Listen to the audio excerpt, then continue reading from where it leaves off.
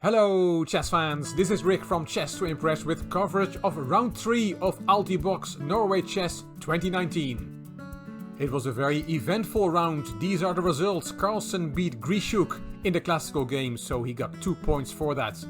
Ding beat Karana, also with the white pieces, so that's 2-0 as well. Vacher Lagrave and Anand played a draw, and Vacher Lagrave did not get a chance to win the Armageddon. The game was a draw, which means that Anand gets the point. And Wesley So beat Yu Yang Yi, also with the white pieces, so 3 wins in the classical games for white. That leaves Mamedyarov against Aronian, and it was Mateus Penteado who said in the comments on my video of the second round that this Mamedyarov-Aronian clash would be a game that represents an international conflict off the board. Yes indeed, Mamedyarov is from Azerbaijan and Aronian is from Armenia. As far as I know, both players are on good terms with each other. Let's see what happened in their game. Mamedyarov is white, Aronian is black, and we are on the 6th of June 2019. c4, e5, we have an English opening. Knight c3, knight f6. The other knights were developed. e3, the bishop goes to b4. Queen c2, bishop takes c3, voluntarily giving up that bishop in this line that is okay for black. Queen takes, queen e7 and d4. Aronian said in his interview after the game that he had studied this line and that it was playable for white, but very solid, meaning that it was not putting a lot of pressure on black. A quiet opening from Mamedyarov, not looking for an opening advantage. Knight e4 from Aronian, hitting the queen, queen to d3, e takes, knight takes, Aronian castled, bishop e2, and here, as Judith Polgar showed in the live broadcast, queen b4 check is an option. Then king f1 is the move. Queen back to e7. Black has given up 2 tempi, but white has given up his castling rights. f3 and f5. This is from a game between Fabiano Caruana and Ding Liren from the last Olympiad. The game ended in a draw after 23 moves. Queen b4 check was not played by Aronian, he took on d4. Queen takes, and Aronian said in a way this is a structure from the Budapest Gambit with 5 extra tempi for black. He was probably exaggerating somewhat, but it was clear that he was quite happy with the outcome of the opening for him. He played b6, Mamedyarov castled, bishop b7 and rook d1. Here queen h4 was looked at with a threat on f2, and Aronian said, well then probably white will just go back with rook f1, and he did not want to go for that. So after rook d1 he played d6. He said that's a move I want to make anyway. f3 kicking the knight, knight back to g5, b4, rook ae8, a4, white is expanding on the queen side. And here knight e6 is a move, hitting the queen, queen c3, and then f5.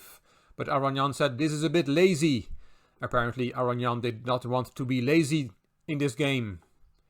He played f5 straight away. c5, d takes, b takes, and now knight e6 hitting the queen. And here queen c4 was the move that Aronian had expected, and that's the best move in the position. Aronian said after this move white is fine and the game will likely end in a draw. Aronian had mainly been looking at this move in his calculations during the game. But Mamedyarov did not play the queen to c4, he played the bishop to c4. It's not dropping the queen because the knight is pinned, but it's not as good a move. Rook d8 from Aronian, now the queen is definitely being attacked. And through the queen, the rook on d1 is also being attacked, so white's move is forced. He has to take on e6 with check. Queen takes, and he has to give his queen for 2 rooks. So we have an unbalance in the position. White has 2 rooks, black has the queen. King f7, and this is an important moment in the game. Mamedyarov played the rook back to d1. Judith Polgar thought this was quite passive. But Mamedyarov had made a mistake in his calculations. He wanted to go for c takes b6, But only here, before making his move, he saw that this is a blunder. And without this move, it's really difficult for white to coordinate his forces. Why is c takes b6 a blunder? Well, it is because of queen f6. And that is a double attack on both rooks. But it's not that simple. Was c takes b6 really a blunder? Thought Aronian in his calculations. Or did he blunder himself with queen f6 if this came on the board? And why did he say that? Well, let's look at the variation that Aronian saw. White plays rook d4 to save both rooks, but then black can play c5 and the rooks are in trouble again. But there is rook d7 check. And after king e8, there is rook takes b7. The black queen can take the rook in the corner, queen takes a1, but b takes a7, and white is threatening to make a new queen.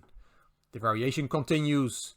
Queen takes c1 check, king f2, queen c2 check, king g3, and queen takes a4, preventing white to promote.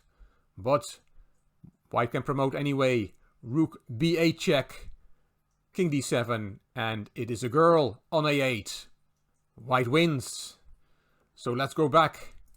Let's go back to where we were. Black just played king f7, and this was the move planned by Mamedyarov, c takes b6, which is a blunder because of queen f6 hitting both rooks. And here Aronian thought maybe it is black who blunders with this move because of rook d4, c5, and rook d7 check. We just played king e8, and we saw that variation, but Aronian then had seen that king e6 is good for black. Let's look at what the difference is. Rook takes b7, the same variation we'll see. Queen takes a1, b takes a7, threatening to make a queen. Queen takes c1 check, king f2, queen c2 check, king g3, and queen takes a4. And now there's a difference. The promotion square is covered, and there is no rook b8 check with a tempo and then promotion. After rook b8, black can just take the pawn on a7. So king e6 is a crucial move in this variation, and in this position it's black who's winning.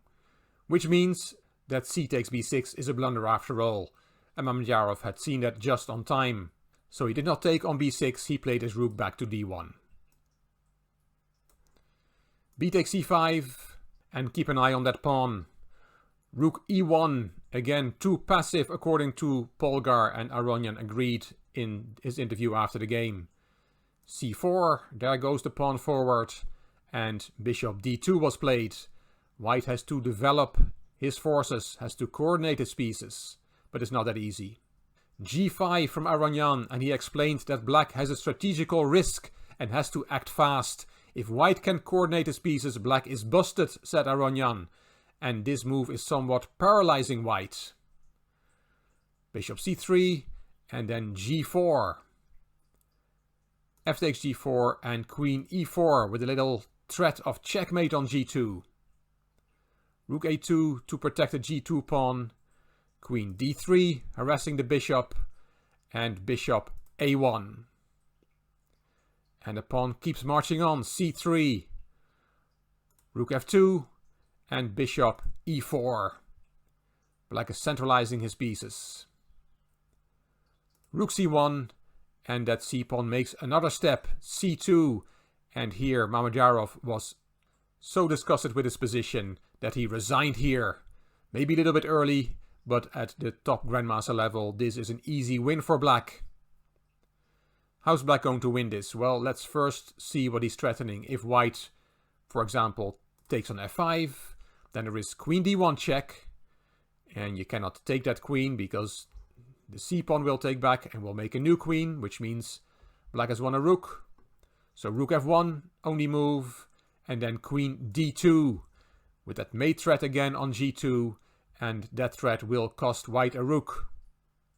He will have to either take on c2 or play rook f2, and then the c1 rook will fall. So that's a problem for white after the move c2. Let's make another move. Let's play bishop b2. Then we get something similar. Queen d1 check. Again, you cannot take it, so rook f1 is the move. Then queen takes g4 with that checkmate threat again on g2. Rook f2, Queen goes back with check, rook f1, queen d2, again threatening checkmate. So rook f2 and then queen takes e3. Black has won 2 pawns with his maneuver. White is completely tied down and can only wait for black to find a winning plan. Black will march its f-pawn up the board, will march its h-pawn off the board, and white can do nothing, can only sit and wait for black to strengthen his position. The engine gives black an advantage of 5 points in this position.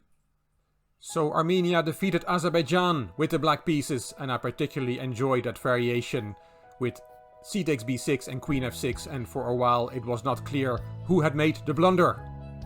The picture of the handshake, and you can see the disgust on Shahryar Mamedyarov's face. He was the leader after 2 rounds, but he no longer is the leader after the 3rd round. Because we see a familiar face on top of the rankings, Magnus Carlsen leads Norway Chess 2019 with 5 points. Ding, Aronian and So are 1 point behind. Mamedyarov stays on 3.5. Yu is on 3. Karana 2.5. Anand had a good day, he's on 2 points. Grishuk and Vache Lagrave are still struggling at the bottom of the table. Friday the 7th of June is a rest day, and on Saturday the 8th of June these are the pairings for round 4. Carlsen, Mamedyarov, Aronian, Vache Lagrave, Karana, So, the all-USA clash, Anand against Ding, and Grishuk against Yu. I will be here after the round to tell you what happened. I hope you enjoyed this video. If you did, please give it a thumbs up and please subscribe to the Chess to Impress channel, and please leave a comment. If you like the video, if you like this series of Norway Chess 2019, then please share this video on social media by clicking the share button on YouTube. You can find me on Instagram, Twitter and Facebook. This is Rick for Chess to Impress. Thank you for watching.